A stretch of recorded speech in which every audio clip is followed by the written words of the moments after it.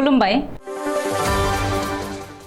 बे समाव बडलेण्ड इंखं टेलिभिजननि स्टुडियोआव आं मिथिका नार्जारी दिनै मोनाबिलिनि गाहाय रादाबफोराव दङ फरेस्ट बैसो फाउन्डेशननि सोलोंथाइ रादाब बुथुमगिरिनि सान फालिनाय बकाकाटआव मोसौनि सोलाय सैमानि स्मागलिं 30 दाननि उनाव फैगौ 23 सेप्तेम्बर खालि भुटाना दावबायारिफोरनि थाखाय फांथेनाय गेटखौ खेंफिनसिगोन भारतआ लादाखआव LAC नि 15 आरो 16 नम्बर PV निफ्राय फायखि बोखारबाय उजबेकिस्ताननि राजथावनि समरकान्डआव मुलुगनि 3 मैखोम दैदेनगिरि आसामनि मोनद' जनगोष्ठीखौ ट्राइबेलाव सोसननायनि रायजोआव अर जोंदों दानिया फै आबुं रादाबाव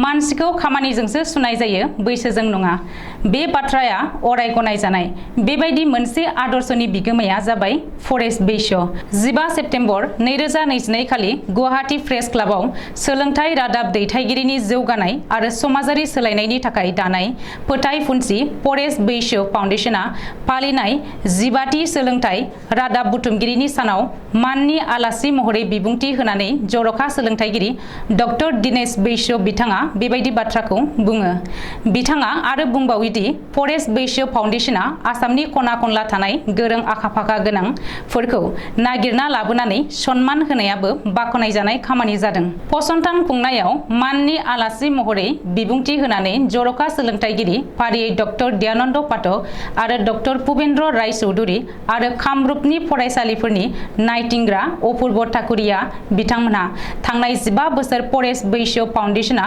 सोलोंथाइ जौगाखांनायनि थाखायनि सार्थयै सेबा खालामनायनि थाखाय बाखनायो अदेबानि बे मेहेरगोनां जथुम्मायाव फरेस्ट बैसो सुजुनाय भाल हिक्कक भाल बिद्यालय मुंनि बिजाबखौ मोजां फोरोंगिरि मोजां फरायसालि बिमुङै आनन्दराम औवारिया बर' रावाव राव सोलायनाय बिजाबखौ मावख'आरि भाबै बेखेवनानै होयो बे खेबाव मोसौनि सिखाव फालांगि नङा सैमानिसो सिखाव फालांगि एबा स्मागलिं सोलिदों कार्बि आंलं जिल्लानि बकाकाटआव पुलिसा स्मागलिं खालामनाय गासै मा 31 देसि सैमा बोखांनो हादों बेखौ लानानै बकाकाट पुलिसा खर' सानो गोनां जादों मानो होनोब्ला बैफोर सैमाखौ सोर बहा लांगोन एबा लांगौमोन बेनि जेबो उदिसखौनो पुलिसा नागिरनानै मोनाखै बस्तायाव सोनाय गासै मा 31 सैमाखौ मोनदोंब्लाबो पुलिसा रावखौबो हमनो हानाय जायाखै अदेबानि पुलिसा बेनि सायाव नायबिजिरगासिनो दं होननानै सुलुङाव मिथिहोदों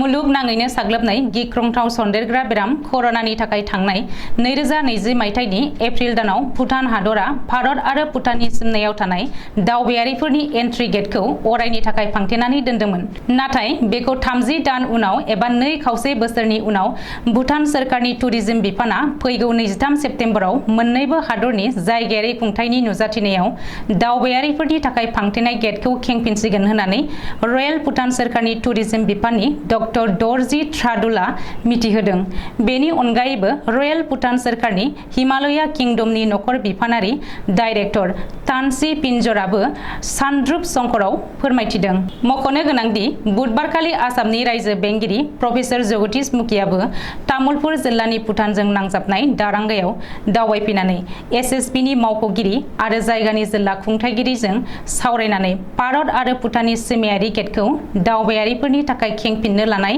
भुटान सोरखारनि थांखिखौ बरायदों नोजोर होनो गोनांदि भारतनि दावबायारिफोरनि अनजिमाया भुटाननि गासै दावबायारिफोरनि 90% जायो दावबायारिफोरनि थाखाय फांथेनाय गेटखौ खेंफिनोब्ला भुटाननि रायजो राजाया गोरलैयैनो फालांगि खालामनानै गावबा गावनि रांखान्थि बिथिंखौ जौगाहोनो हायो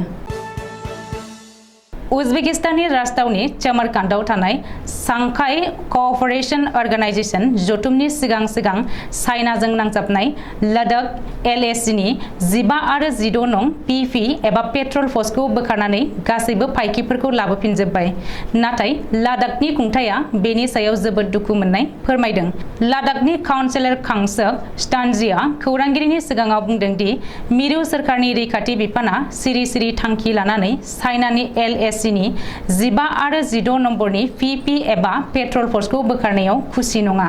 मानो होनोब्ला 15 आरो 16 नम्बरनि पिपि एबा पेट्रल पस्टखौ बोखारनाय लोगो लोगोनो आथिखालाव 40-50 किल'मिटार गोजान एबा ओनसोला भारत आरो चाइनानि गेजेराव डिस्पुटेड जानानै थासिगोन। थांनाय 50 बोसोर सिगांनिफ्रायनो 15 आरो 16 नम्बरनि पिपि एबा पेट्रल पस्टआ दंबाय थायोमोन, नाथाय लादाख ओनसोला आथिखालाव रैखाथिखौ लानानै जिंगा सिदों। उजबेकिस्ताननि राजथावनि समरकान्डआव मुलुगनि 3 मैखोम दैदेनगिरिफोरनि ज' जालायनाया आथिखालाव बयनिबो नोजोराव गोग्लैदों। एससीओ एबा सांघाई क'अपारेशन अर्गेनाइजेशन सामिट एबा जथुमा उजबेकिस्ताननि राजथावनि समरकान्डआव सोलिगासिनो दङ। बे जथुमायाव भारतनि गाहाय मन्त्रि नरेन्द्र मदि, चाइनानि हादरगिरि शी जिनपिं आरो रासियानि हादरगिरि व्लादिमिर पुतिन मोनहा जयैनो बाहागो लादों। जोबोद बेसेन गोसा बे जथुमानि सायाव मुलुगनि 3 मैखोम दैदेनगिरि बिथांमोनहा जयै बाहागो लानायाव बयनिबो नोजोर गोग्लैदों। मख'नो गोनांदि समरकान्डनि बे एससीओ जथुमायाव गुबैयै 4 हाबाफारिखौ सावरायनाय जागोन। बेफोर हाबाफारिया फारियै रैखाथि, थिउरियानि बेरेखायै राहा लानाय, फालांगियारि, राङारि आरो गावजों गाव हेफाजाब होलायनाय। 2001 मायथाइयाव बे एससीओ सामिटखौ गासै 4 हादरनि गेजेराव दाग्रोजेननाय जादोंमोन। बे 4 हादरानो जादों फारियै रासिया, चाइना, ताजिकिस्तान, किर्गिस्तान आरो काजाकिस्तान। नाथाय उनाव उजबेकिस्तानखौबो लाफानानै 6 जायो। 2017 मायथाइयाव भारत आरो पाकिस्ताना हाबदेरनायाव गासै 8 हादरा बे सांघाई क'अपारेशन अर्गेनाइजेशन सामिटनि सोद्रोमा जायो। बेनि अनगायैबो मंग'लिया, आफगानिस्तान, बेलारुस आरो इरानआ डायलग पार्टनार हिसाबै लाफाजायो। आथिखालाव बे एससीओ सामिटआ मुलुगनि 3 खोन्दोनि 1 खोन्दोखौ आवग्रिनानै लादों। बेखायनो बे एससीओ सामिटआ मुलुगनि थाखाय जोबोद अहमथार। सुलुङाव फोरमायनाय बायदिब्ला व्लादिमिर पुतिन आरो नरेन्द्र मदिया जथुमनि सिगांनो समरकान्डआव लोगो हमलायदों आरो गोनांथार माखासे जेंनानि सायाव सावरायदों। नरेन्द्र मदिया चाइनानि हादरगिरि शी जिनपिंजोंबो आलादायै सावरायगोन। नाथाय पाकिस्ताननि गाहाय मन्त्रि शाहबाज शरीफजों भारतनि गाहाय मन्त्रि नरेन्द्र मदिया आलादायै सावरायगोननि जेबो इंगित मोनथ'नाय जायाखै। रायजोनि गुबुन गुबुन ओनसोलफोरजों लोगोसे बाक्सा जिल्लायावबो सोमावसारदों कच राजबंशी फरायसा आफाद एबा आख्रासुआ। बाक्सा जिल्लानि पकुवामारिनि राजा लामायाव हादरनि गाहाय मन्त्रि Narendra Modi, union tribal एफेयार्सनि minister Arjun मुन्डा, आसामनि गिबि मन्त्रि डक्टर हिमन्त बिश्व शर्मा मोननि मुसुखा सावनानै सोमावसारदों। बे सोमावसारनायाव मिरु सोरखार हाय हाय, रायजो सोरखार हाय हाय, गाहाय मन्त्रि थगायसुला एबा मिसलिया बायदि स्लगानजों गोमसारहोदों। बे धरना एबा सोमावसारनाय हाबाफारियाव बाहागो लादों आख्रासुनि गाहाय नेहाथारि कपिल देव सिंहआ। फैगौ समफोराव बिजेपि हाथाव कच राजबंशी बासाव हाबाफारि लागोन होनना धमकी होदों आख्रासुनि गाहाय नेहाथारि कपिल देव सिंहआ।